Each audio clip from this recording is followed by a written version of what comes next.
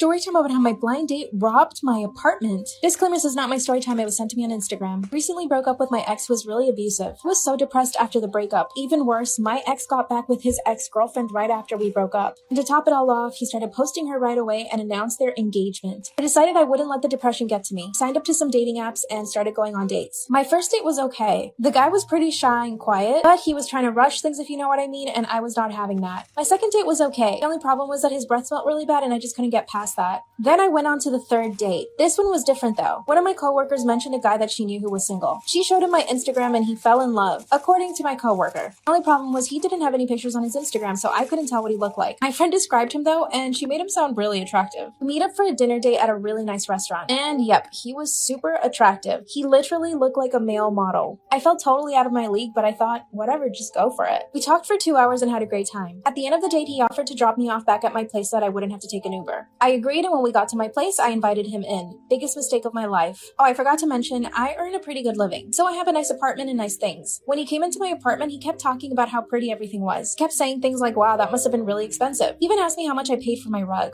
Went to the bathroom and left him alone. When I came out, he said he had to leave. Basically ran away. After my date ran out of my apartment, I got a really bad feeling. Disclaimer, this is not my story time, it was sent to me on Instagram. I decided to send him a message and ask him if he was okay. Then he gave me a really weak excuse. He said he needed to go home to get some work done. I knew that he was totally lying. Fortunately, I didn't check my apartment to see if anything was gone. Instead, I went to the gym, got home, and went straight to bed. Texted my coworker letting her know how the date went.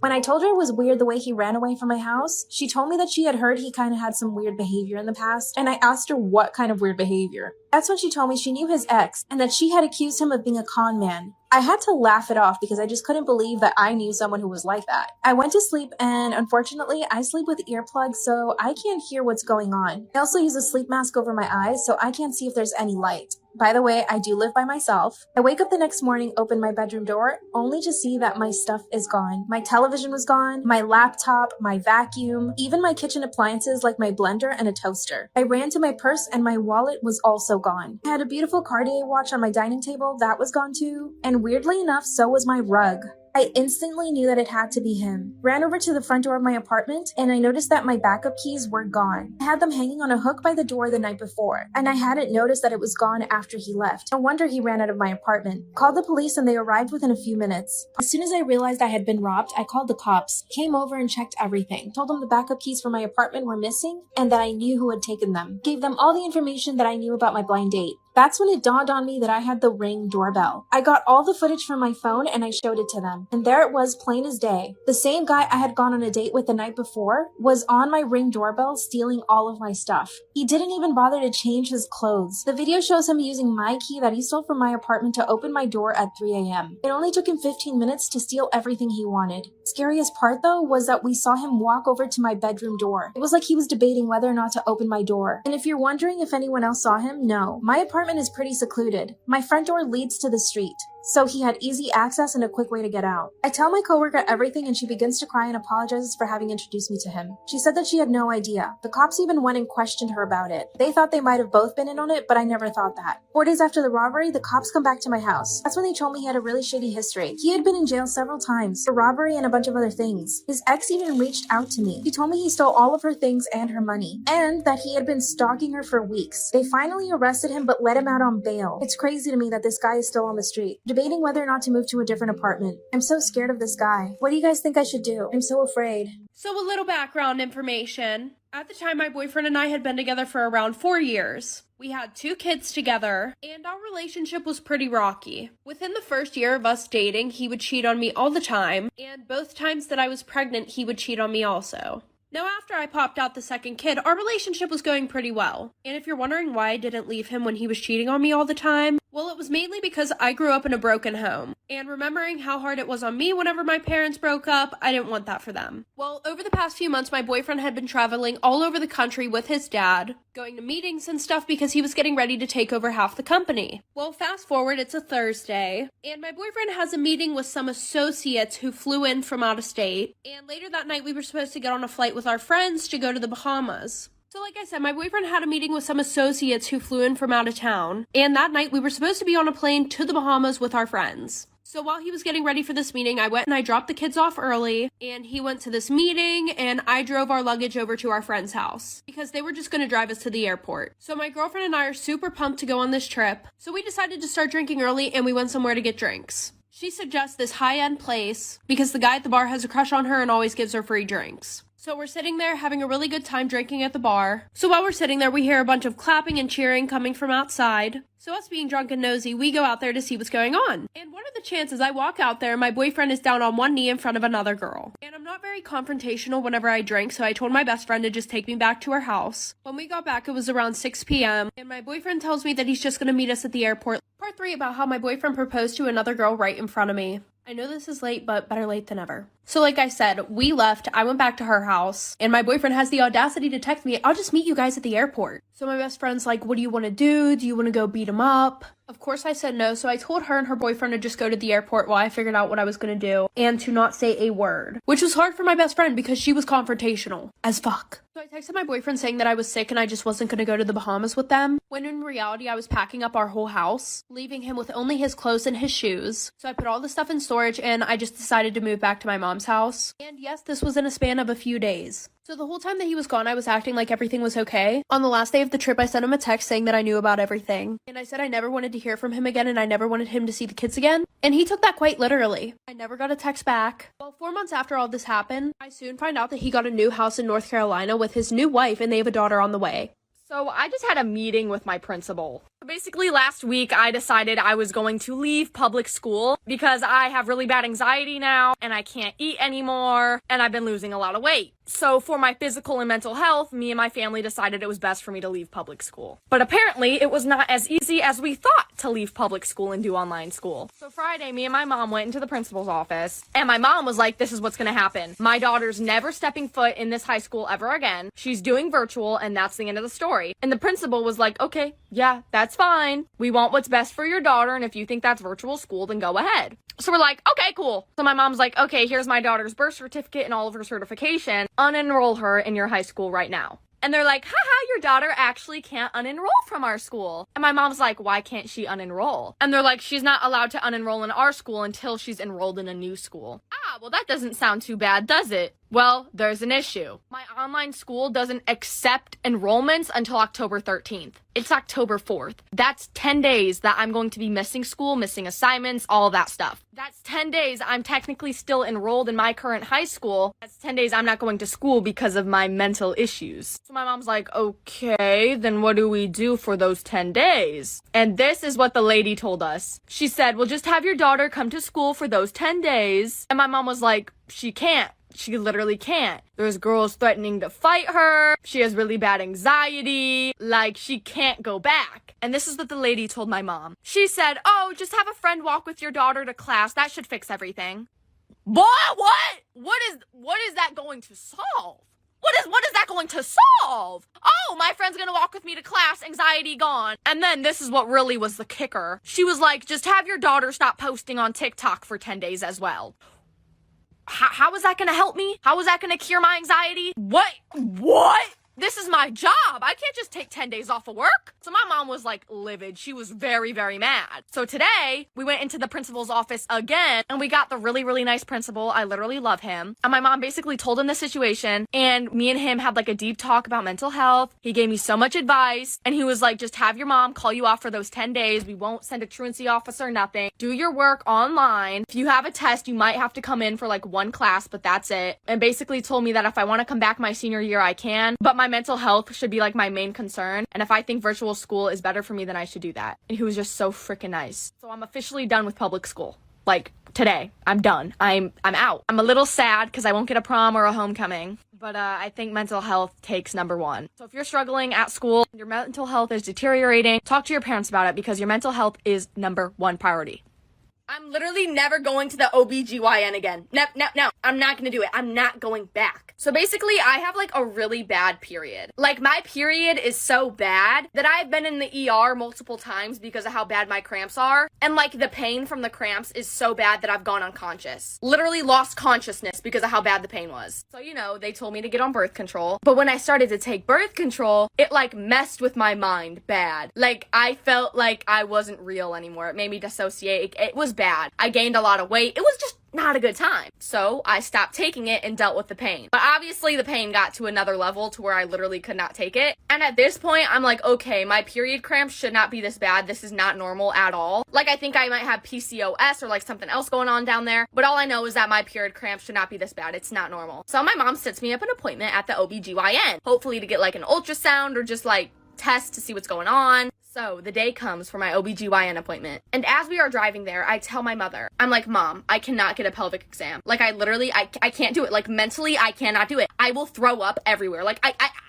can't do it. And my mom's like, oh, don't worry, honey. You won't have to get one. So I'm like, okay, cool. So we're in the waiting room waiting to get called into the little doctor office to get checked out. And I start my period. I literally started my period at the OBGYN. Like, what are the odds? So they call us into the office. The nurse talks to us. I tell her what's going on. And she's like, okay, we'll go get the doctor. And I'm like, okay, cool. And as I'm waiting for the doctor to come into the office, my period cramps start to act up. I'm literally sitting on like the little table thing, curled up in a ball crying. My cramps, and we didn't have ibuprofen. We didn't have none of that. And for some reason, there were no menstrual products. So I was also bleeding everywhere. So I'm like, this is good for me, right? Like, this is good for me. How could it get worse? Well, the doctor comes in and I tell her what's going on. And she's like, you taking birth control? And I'm like, no, I hate birth control. And she's like, oh, well, you either take birth control or you deal with these cramps for the rest of your life. You have no choice. Like, so I start crying because I'm like, I don't want to take birth control, but I also don't want to have these cramps. And I also feel like there's something else going on. Like, what? So as I'm sitting there crying, she's like, oh, and by the way, you have to get a pelvic exam.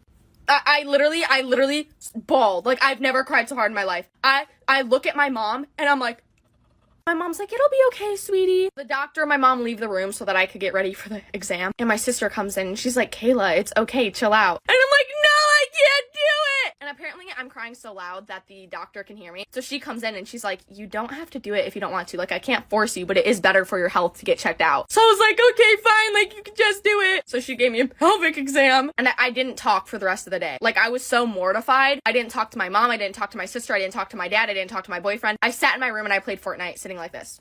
Mortified. Anonymous confessions off my chest. Trigger warning. This involves sexual assault. If that bothers you, don't watch this video. Today, I saw the man that saved me when I was being raped. When I was 13 years old, I was raped behind a church next to the middle school I attended. I remember it like it was yesterday. It was a sunny day in the spring, right before school was out for the summer. I had a couple friends I hung out with, and they persuaded me to skip class with them. As we were leaving the campus, security yelled at us to stop, and everyone started running in different directions. I ended up behind the church, alone. As I was catching my breath, a man came around the corner.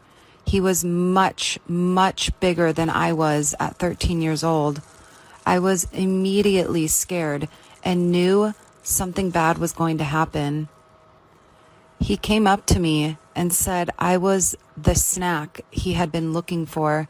I tried to run, but he grabbed me and pinned me against the wall. I had no chance of escaping him. He was such a big guy. I'll spare you all the details. The assault happened for around 3 minutes. I was exhausted from trying to fight off this man and trying to scream while he was crushing my body with his.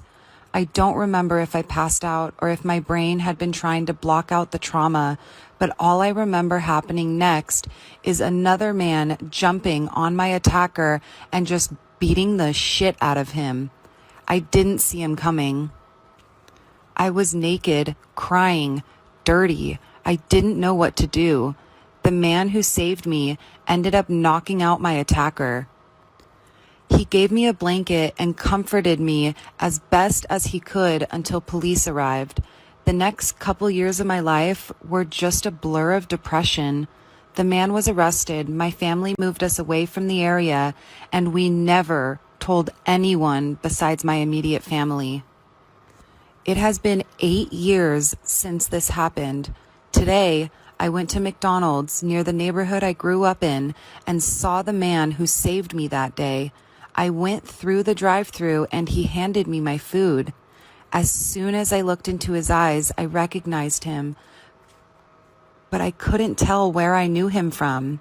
He smiled at me and said, "You don't remember me, huh?"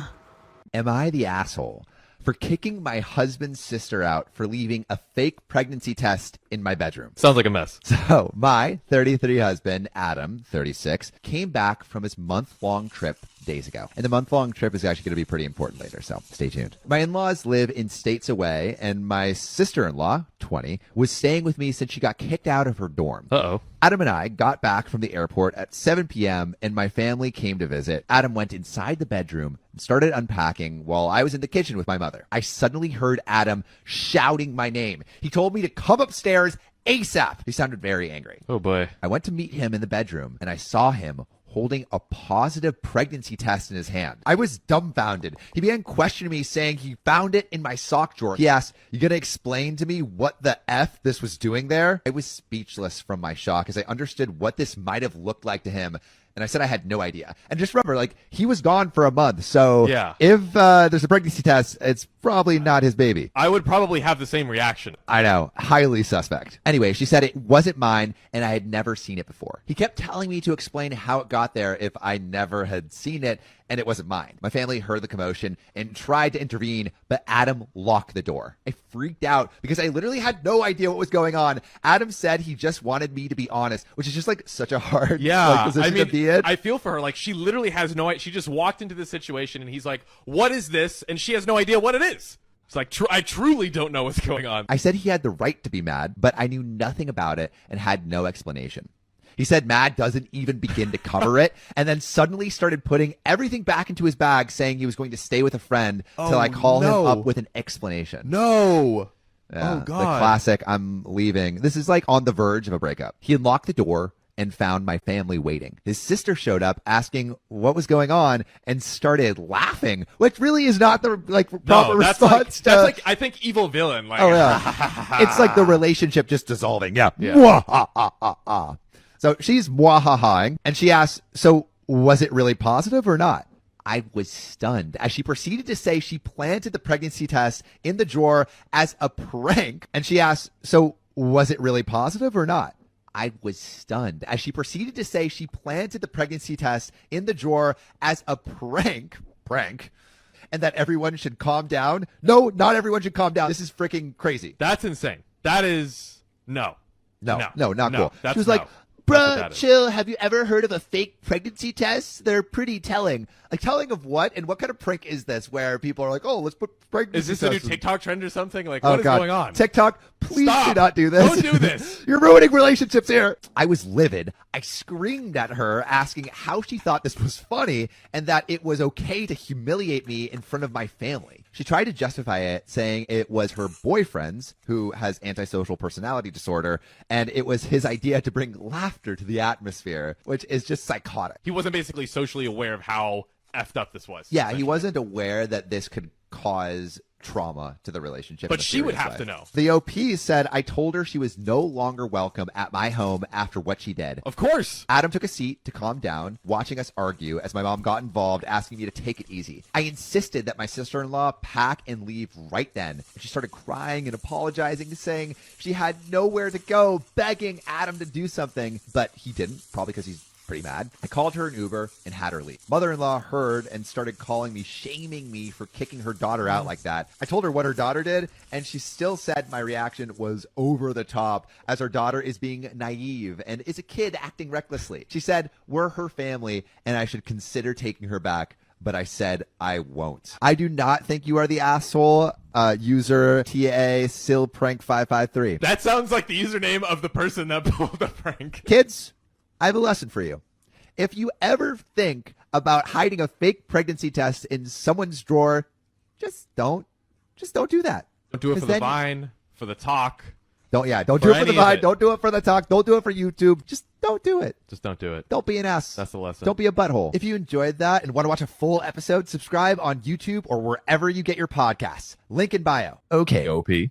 Entitled mom on the bus gets to see my temper. That's spooky. I, a 21 male, Was on the bus after a day at work, and the shift was very stressful, to say the least. I just wanted to go home, sleep, and play some Resident Evil. Surprise, surprise. Sounds like a nice day. I hop on the bus, and it shouldn't take me more than 15 minutes to get home, so I start to relax and play the Simpsons game on my phone. At the next stop is this woman, entitled mom, maybe late 20s. She gets on with what I assume is a 6-year-old child, nasty child, and already exudes an air of superiority. She and her kids sit down right next to me, which is giving me alarm signals as there were a couple of seats in between all the other passengers, and they happen to choose to sit down right next to me. That's weird. It's like when you're at the urinals and there's like 2 urinals and free, you're like, and someone I'm takes going one to next go to right next to you, man. I hate that. And then they peek over, and you're like, what the heck are you doing? Come on, leave me alone. I'm trying to piss in peace. Entitled mom, already with a sharp tone. Excuse me, can my son have your phone to play that game? Me. I'm sorry, I'm getting off in a few minutes, and there's no real point to doing that. Entitled mom. I think you misunderstood me. Give him your phone. Me. No, it's my phone.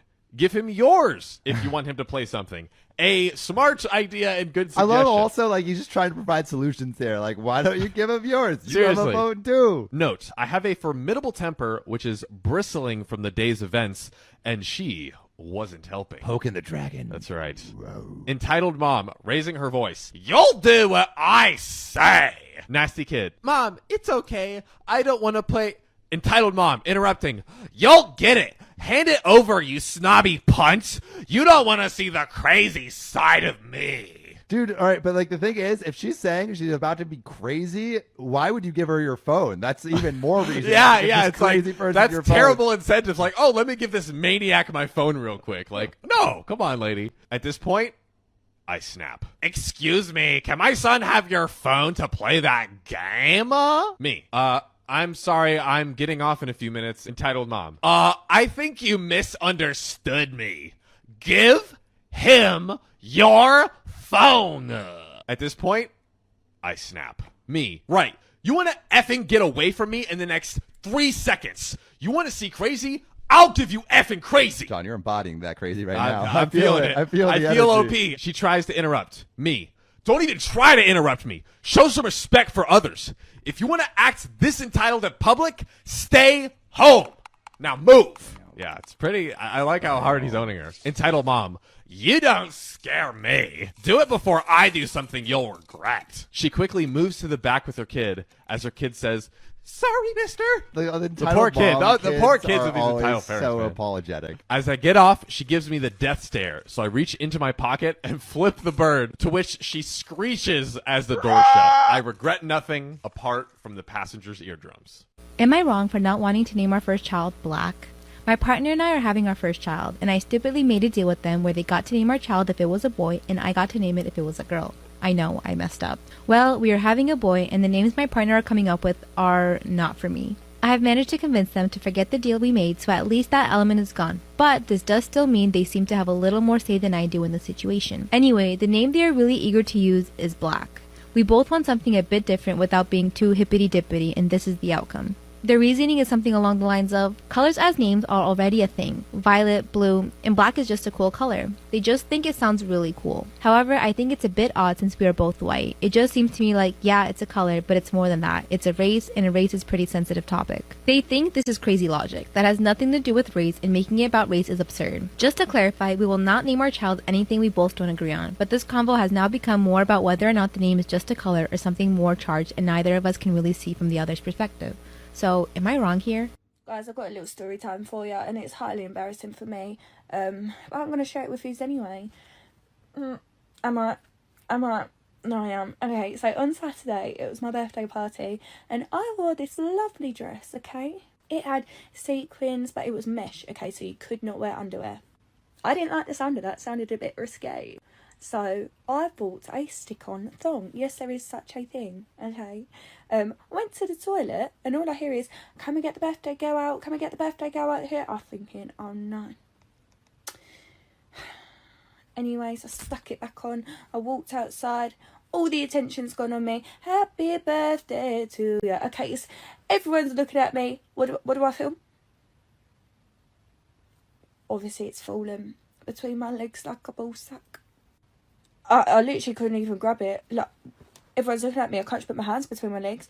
Oh. So I went and sat on a chair, and I was like, guys, my phone's falling off. I cannot move. It was a hard time because all the attention was on me. What was I supposed to do? I just had to say, guys, I'm really sorry.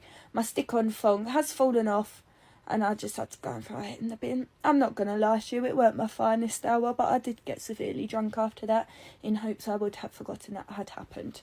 But look at me, I still remember.